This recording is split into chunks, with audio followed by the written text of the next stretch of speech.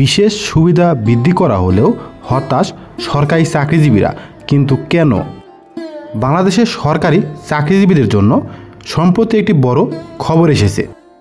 বিশেষ সুবিধা ভাতা 1000 টাকা থেকে বাড়িয়ে 1500 টাকা করা হয়েছে, যার কারণে 500 টাকা বৃদ্ধি পেয়েছে।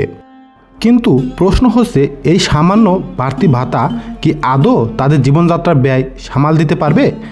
এই ভিডিওতে আমরা জানব এই ভাতা বৃদ্ধির পেছনের কারণ, চাকরিজীবীদের প্রতিক্রিয়া এবং কেন তারা এখনও হতাশ। সরকারের বিভিন্ন মহল থেকে বলছে, দ্রব্যমূল্যের ঊর্ধ্বগতি ও মুদ্রাস্ফীতির কারণে সরকারি কর্মচারীদের কিছুটা স্বস্তি দিতেই এই বিশেষ ভাতা বাড়ানো হয়েছে। পূর্বে যা ছিল 1000 টাকা, এখন তা 1500 টাকায় উন্নীত করা হয়েছে, অর্থাৎ 500 টাকা বৃদ্ধি করা হয়েছে।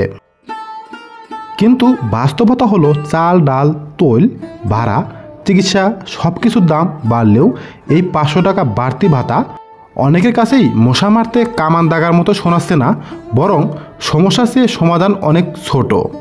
এমন মন্তব্যই করেছেন অধিকাংশ সরকারি চাকরিজীবী। 1250 টাকার যে বেতন, তাতে সব মিলাই আমার 14 থেকে 15,000 টাকা হয়। তো আমি যে বাসায় থাকি, সে বাসাটা ভাড়া হয় আমার 8,500 টাকা। আমি খামো কি? যার কারণে চাকরি শেষে আমি বাধ্য হয়ে অটোরিকশা নিয়ে রাস্তায় নামতে বাধ্য হয়েছি। একটা কলা আর 1 পিস পাউরুটি খাইলে আমার 30 টাকা বিল আসে। আর সরকার আমাকে টিফিন পাতা কত দেয় জানেন? 6 টাকা। প্রয়োজনের তুলনায় আমাদের বেতনটা আসলে এখন খুবই নগণ্য। বেতনের ভারসাম্যতা, বৈষম্য অনেক বেশি দেখা যায়। আমি সব ধরে আছি, আমার তো বেতন 20-এরও নিচে প্রায়। এতে ঢাকা শহরে চালাতে একটা ডিফিকাল্ট হয়ে যায়। জীবনমানের ক্ষেত্রে অবশ্যই কিছুটা হলে লাভব হবে, কিন্তু এটা তো প্রয়োজনের তুলনায় অনেক কম। এটা এত সবল করে ফাঁকির মতো। অন্তর্বর্তীকালীন সরকারের অর্থ উপদেষ্টার প্রতি বাংলাদেশের সকল সরকারি চাকরিজীবী হতাশ হয়েছে।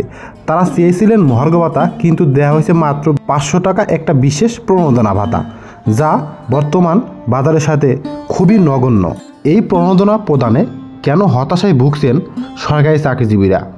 অনেকেই বলছেন, মাসে 500 টাকা বাড়লে দিনে গড়ে মাত্র 16 টাকা। এ টাকা দিয়ে কি একজন বাবা তার সন্তানের স্কুল ভাড়া দেবে, নাকি বাজারের ব্যাগে কিছু পেঁয়াজ বাড়িয়ে আনবে? প্রথম শ্রেণী থেকে শুরু করে তৃতীয় ও চতুর্থ শ্রেণীর সরকারি কর্মচারীদের বেতন কাঠামোতে দীর্ঘদিন ধরে বড় কোনো পরিবর্তন আসেনি।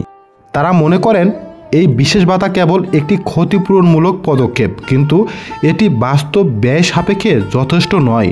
একজন শিক্ষক বলেছিলেন, আমরা জাতি গঠনের কারিগর, অথচ মাস শেষে আমাদের পরিবার চালানো এত দুর্বিষহ হয়ে পড়ে, কিন্তু সরকার আমাদের এখনও কোনো মূল্যায়ন করে না।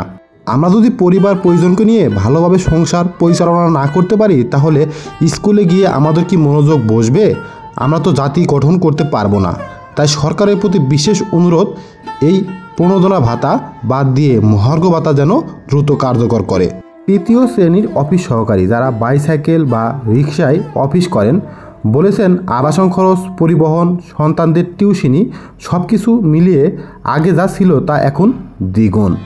প্রথম শ্রেণীর কর্মচারী যারা দৈনিক বেতনের টিকে থাকেন, তাদের জন্য তো 500 টাকা একদিনের বাজার খরচও না। এমনকি পেনশনভোগীরাও বলছেন, আমরা 30 বছর চাকরি করলাম, এখন মাস শেষে বাজারে গিয়ে দুধ কিনতেও ভয় হয়। সরকারি চাকরিজীবীদের দাবি, সময় উপযোগী নতুন জাতীয় বেতন স্কেল চালু করা হোক। এখন সবাই চাইছেন নবম পে স্কেল, কর্মঘণ্টা ও কর্মপরিধি অনুযায়ী ইনক্রিমেন্ট, আবাসন ও চিকিৎসা ভাতার বাস্তবায়ন, ভাড়া ভাতায় অঞ্চলভেদে পরিবর্তন। তারা বলছেন, প্রতি বছর 500 থেকে 1000 বা তার বেশিও যদি বাড়ানো হয়, কোনো স্থায়ী সমাধান নয়, বরং এটি যেন সাময়িক শান্তির বালিশ দেওয়া হচ্ছে। দেশের উন্নয়নে সবচেয়ে গুরুত্বপূর্ণ ভূমিকা রাখেন সরকারি চাকরিজীবীরা। শিক্ষক, ডাক্তার, প্রশাসক, অফিস সহায়ক, পুলিশ, নৌবাহিনী থেকে শুরু করে গ্রামীণ অফিসের ছোট কর্মচারী পর্যন্ত। তাদের যদি মূল্যায়ন না হয়, যদি সম্মানজনক বেতন না মেলে, তাহলে প্রজন্ম হতাশ হবে, সেবা ব্যাহত হবে।